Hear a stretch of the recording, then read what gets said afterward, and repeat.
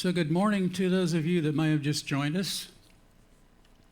I have an inspirational word for you today that I'd like to share. It's a new day. Make it a great day. Greet the morning with fresh eyes and fresh ears.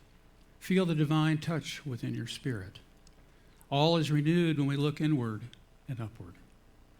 Indeed, the world is a perfect mirror, and as we start the day renewed, all reflections are renewed as we see the Spirit in everything around us, in everyone, in every living creature, indeed everything. The sun showers its light with infinite abundance. When we see that, we know that our mirror is just that, a reflection of the infinite abundance of love, light, and energy within us.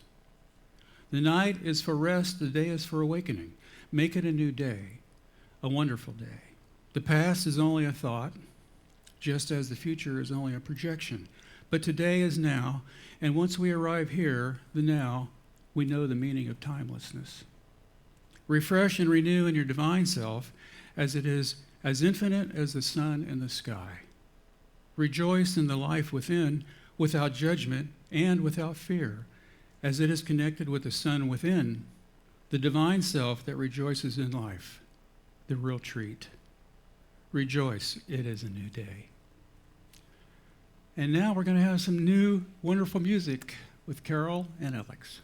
Thank you. Thank you very much. I'd like to just say a little bit about this song. It's called Life is Just a Bowl of Cherries. And it goes along with Reverend Mary's message today, Life is a Treat. But I want to mention to you that this song was born in 1931. And, it's a pretty long time ago. And if you listen to the words, it's very metaphysical. So I found that really to be interesting, that something written, of course, metaphysics has been around for many, many years. But listen to the lyrics to this song. It's very cute.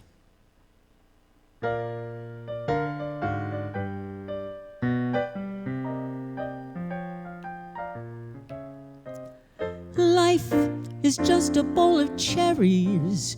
Don't take it serious. Life's too mysterious. You work, you slave, you worry so, but you can't take your dough and you go, go, go. Keep repeating it's the berries. The strongest oak must fall. The best things in life to you were just loaned. So how can you lose what you've never owned?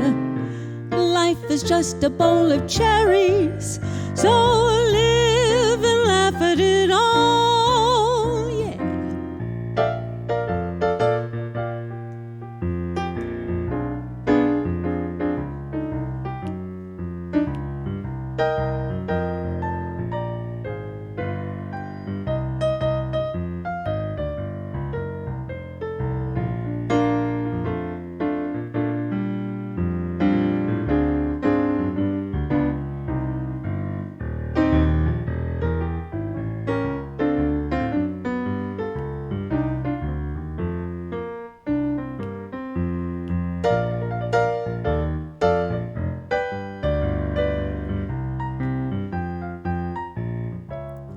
So keep repeating it's the berries.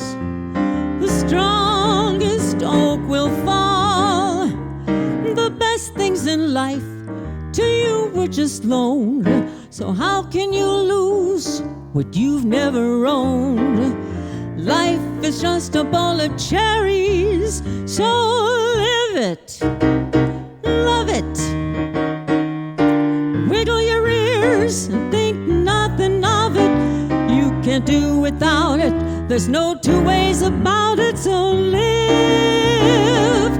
live and laugh at it all, yeah.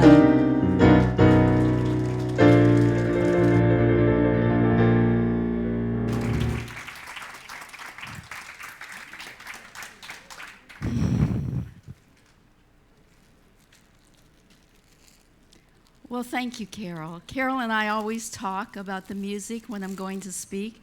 And I said, Carol, I hear something in my head from the 20s and 30s. And she came up with that. So I'm very grateful. Wasn't that great?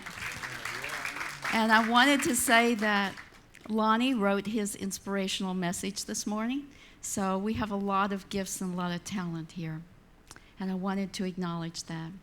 Life is a treat. Sometimes we don't think it's a treat with things coming toward us, but it's all our perception and our perspective.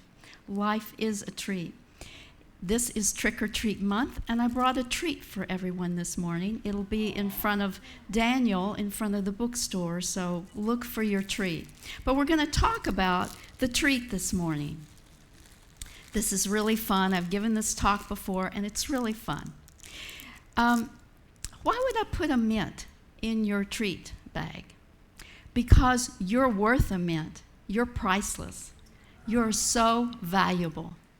And, you know, in my searching and my seeking, I've always tried to seek out the very best teachers that I could. And of course, it was through my eyes, so my own limitations would determine who I studied under.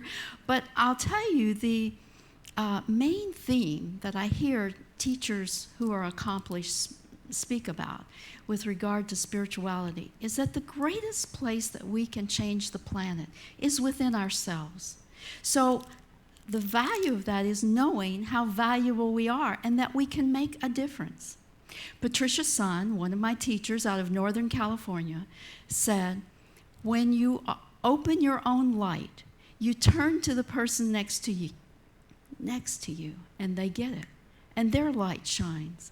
They turn to the person next to them. They get it, and the light shines. You don't even have to say a word. You turn to your left. They get it, and they turn to the person to the left of them. They get it. And before you know it, the whole world is ablaze with light because we just get that from one another. How do we take that and how do we develop ourselves so that that inner light shines more brightly? That's the quest and the question. Buddha said, follow the middle path. Not too much, not too this. If we're very arrogant and overblown, that's that.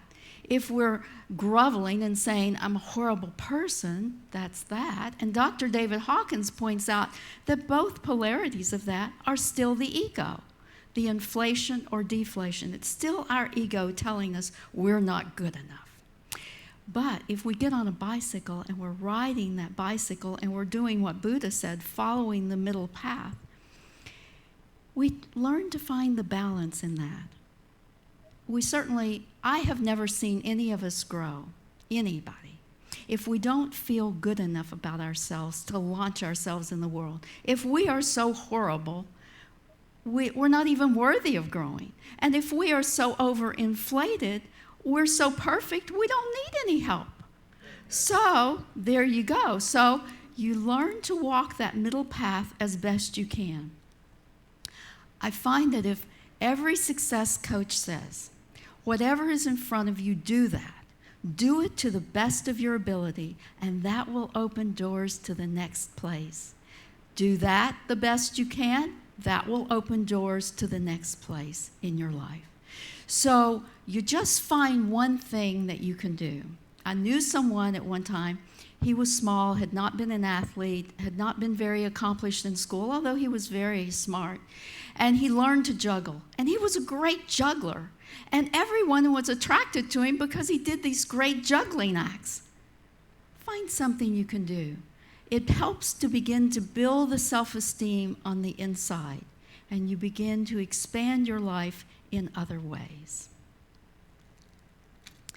Well, I have in here a toothpick. Now, why would I have a toothpick in your treat bag? Well, we're going to pick very carefully how we think and how we feel. There is a wonderful woman that used to be my neighbor. In her youth, her mother was very abusive. In her married life, her husband was very abusive.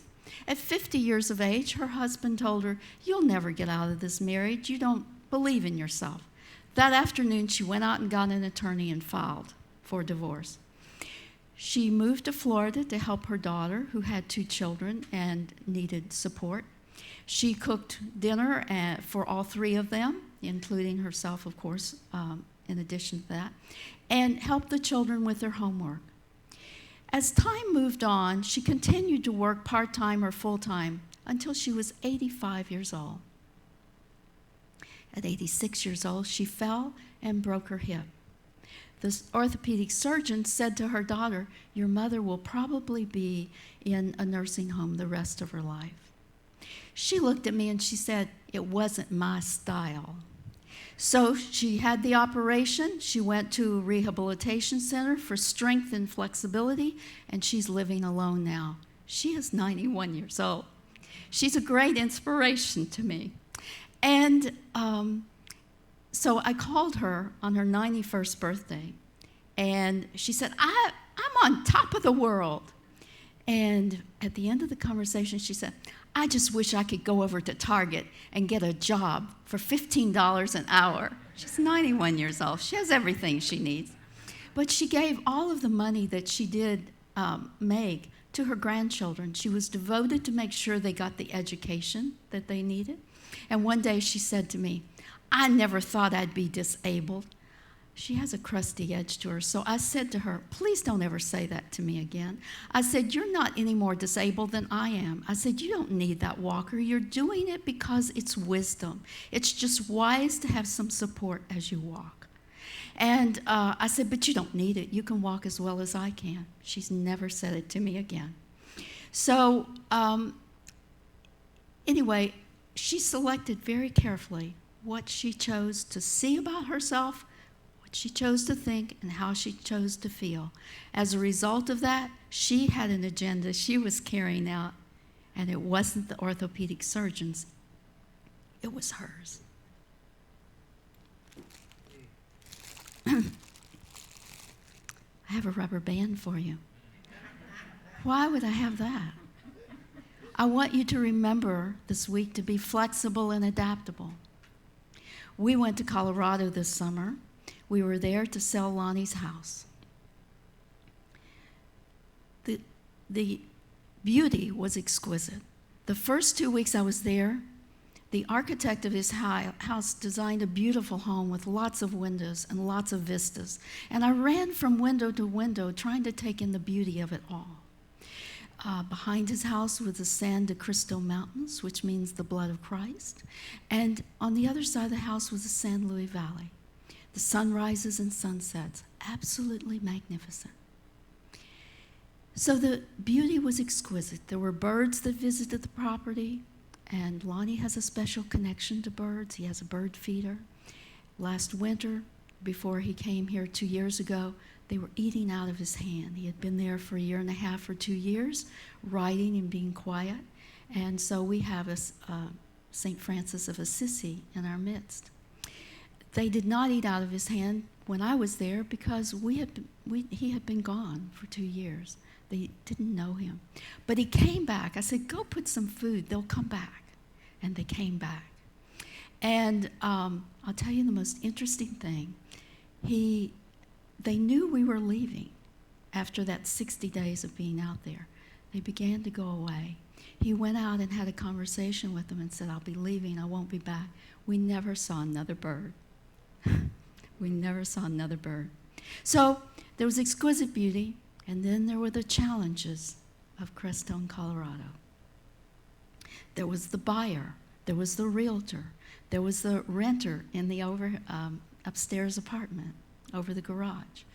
There was, Lonnie had owned the property 15 years. We all know there's things that we have to do on property like that to refurbish it and to prepare for sale. And there were challenges around that. He couldn't find manuals that he needed, and he had to Google instructions to do things that we needed to complete. And being the wise woman that I am, I put duct tape on my mouth and said, "This is your show. I have nothing to say." He would call for people to come and help him that had expertise that he didn't have, like for solar panels. They was supposed to show up for Tuesday at 10 o'clock. They would show up at Thursday on 10 o'clock. Being the somewhat type A personality, I was like, they show up on Thursday at 10 o'clock? He said, yeah, they're on Crestone time. I go, oh, okay, Crestone time. Okay. They would show up 2 days later at 10 o'clock. So there was a lot of things that was, to have the ability to be flexible and adaptable was really very helpful. So we close on the house and we're headed down the road. We have a U-Haul truck. We have my car on a dolly. And we're in Texas. It's 4th of July weekend. It's 97 degrees in hot Texas sun. And we have a flat tire. And it also damages the fender on the dolly. And so I have numbers I'm working with. He has numbers he's working with. And they come 4 hours later. In the meantime, I said to Lonnie, I said, I think that other tire, the threads on that do not look good. I don't think we can make that to Florida. I said, I think you should ask for a new dolly. So the young man replaces the tire that's flat, and we drive down the road 30 minutes to Amarillo, Texas, and we had called ahead for a hotel. And we drive there, and the tire he had just repaired was flat again. Okay, so we go up to the hotel room. He's making calls, trying to arrange for things for the morning of the 4th of July weekend on a Saturday morning. And he's trying to get a new dolly with adequate tires on it. And trying to arrange for someone to come and repair that tire so we can drive to the U-Haul place and get it. So we end the day with a called-in pizza ordered at 10:30 at night, eating a piece of pizza and going to sleep. It's about the least favorite thing that I like to do, but I had to be flexible and adaptable in this situation. So we get up the next morning and we get it repaired. It's another 4 hours, so we're on the road for 6 days instead of 5 days because we've lost 4 hours and we've lost 4 hours. We got back to the Florida border and Lonnie looked at me and he said, I think if we can make it through this, we can make it through anything. So it was really a spiritual practice out there. It was really a spiritual practice. That's what the trip was all about. How much have you grown in this lifetime?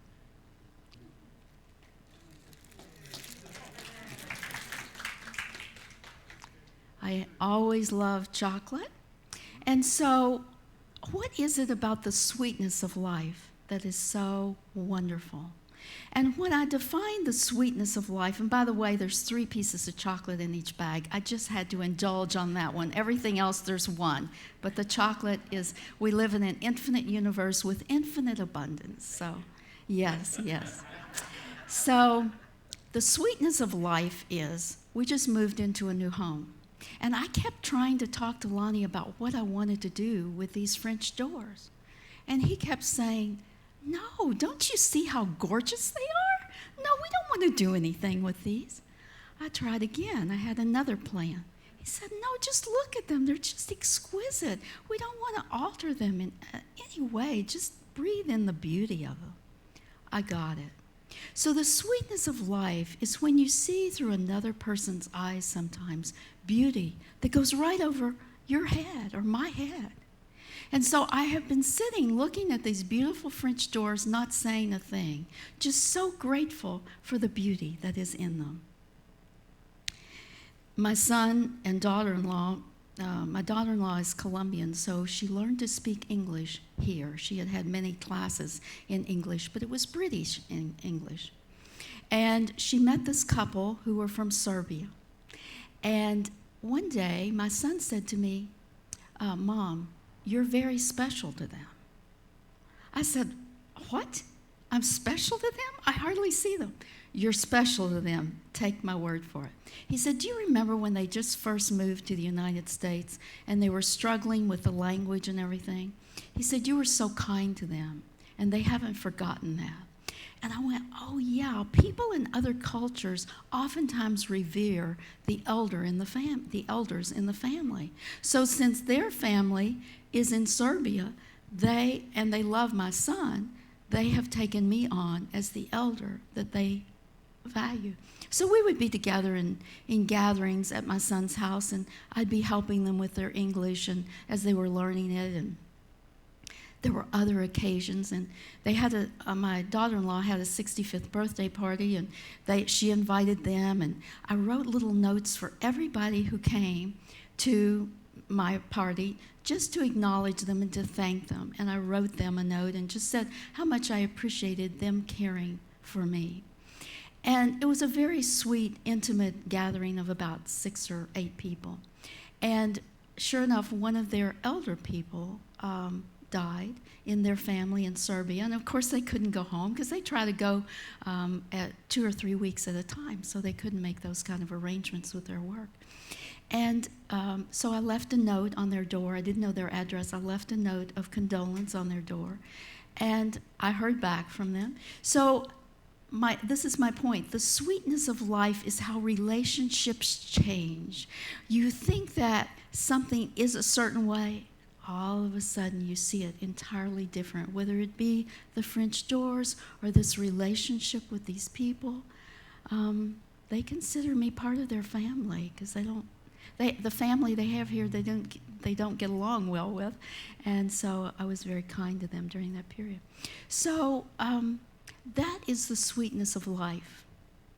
I think one of the most important things is to remember that sweetness of life.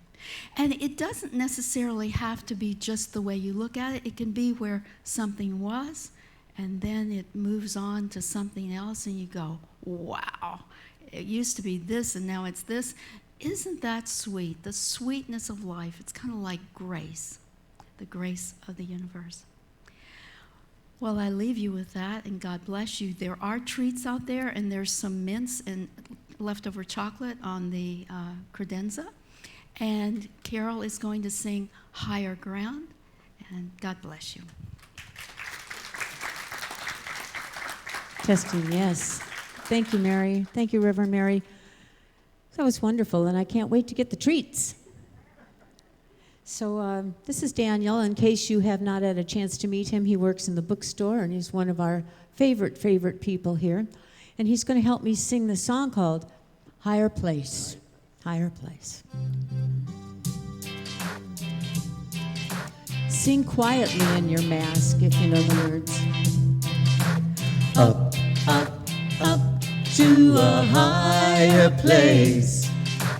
Up, up, up, far beyond this time and space. Up, up, up to a higher place. I feel my soul rising to a higher place. Up, up, up to a higher place.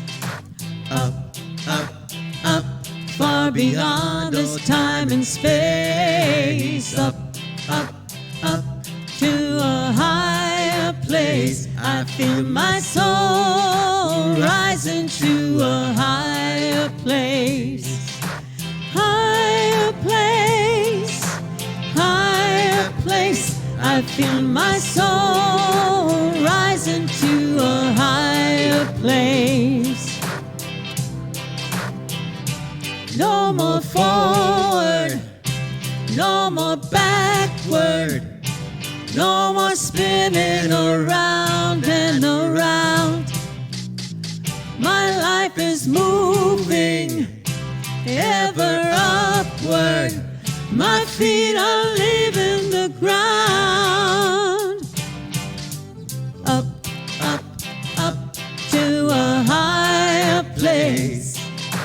Up, up, up, far beyond this time and space. Up, up, up to a higher place. I feel my soul rising to a higher place. Higher place, higher place. I feel my soul rising to a higher place. No more downward, no more darkness. No more wondering the point of it all. My life is destined, oh, for greatness. My soul has answered the call. Up, up, up to a higher place. Up, up, up, far beyond this time and space. Up, up, up to a higher place. I feel my soul rising to a higher place. Higher place, higher place. I feel my soul rising to a higher place. Higher place, higher place. I feel my soul rising to a higher place. Higher place, higher place. I feel my soul rising to a higher place. I feel my soul rising to a higher place. Yeah. Thank you so much, folks. Have a wonderful afternoon.